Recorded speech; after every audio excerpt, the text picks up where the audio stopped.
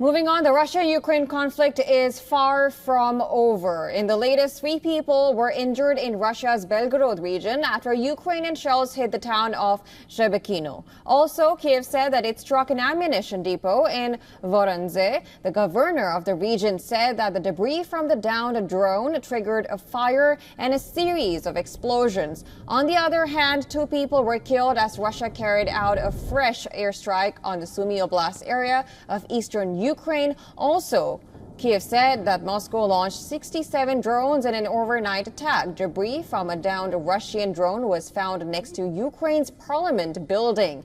As tension persists on the battlefield, Italian Prime Minister Giorgia Meloni has said that countries like India and China can play a role in ending the Ukraine's conflict with Russia. Russian President Putin had spoken on the same lines on Thursday.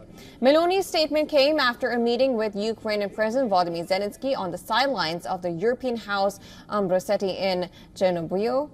Now, addressing the annual conference, Meloni said China and India can play a role and must play a role in resolving the conflict in Ukraine. The only thing that cannot happen, she said, is to think that the conflict can be solved by abandoning Ukraine. Reports suggest India's National Security Advisor Ajit Doval is soon to travel to Russia to discuss the peace efforts.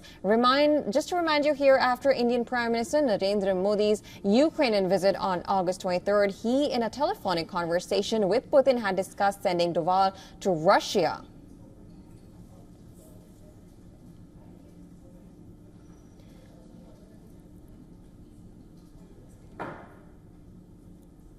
All right, for more on this, our principal diplomatic correspondent, Siddhant Sibal, is joining us live on phone. Thank you so much for joining us, Siddhant. What is the latest you can tell about what can you bring us?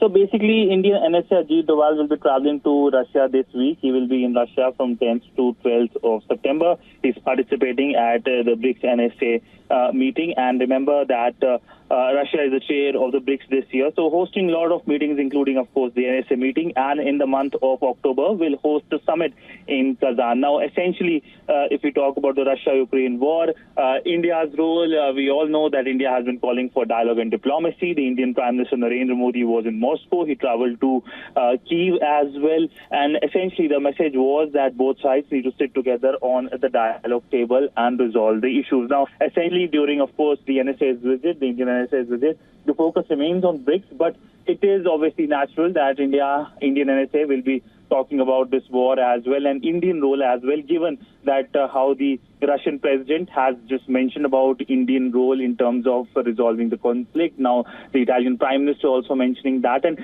India is seen as a largely very neutral player in this war, a country which has good relationship with both Kyiv and Moscow, and India's role essentially has been welcomed by both sides. So how India plays its role is something that will be closely watched, but an important visit of the Indian NSA in next few days, a visit that will closely watched. All right, we know that, as you mentioned, that Security Advisor Ajit Doval will be soon traveling to Russia. Do we have any information of with respect to Ukraine as well? When it comes to his visit, I can talk about the schedule, given the fact that during the BRICS NSA's meeting, there is a call on with the president.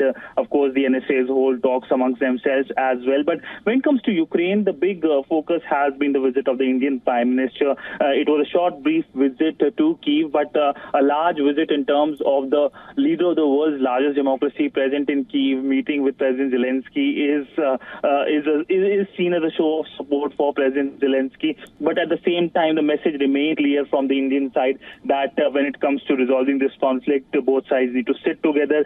India will only mediate if both sides invite India. In fact, President Zelensky, in a briefing to Indian reporters where WION was present, said that essentially he would like to see that India hosts the second Global Peace Summit. But of course, for that, India needs to sign the communique for the Peace Summit. India hasn't signed the communique, of course, but all in all, an important role by India in resolving this war, a war that has a major impact on the global south in terms of high food, fuel, and fertilizer prices. All right, Siddhant, thank you for bringing us the latest. Of course, we'll be tracking what happens after this.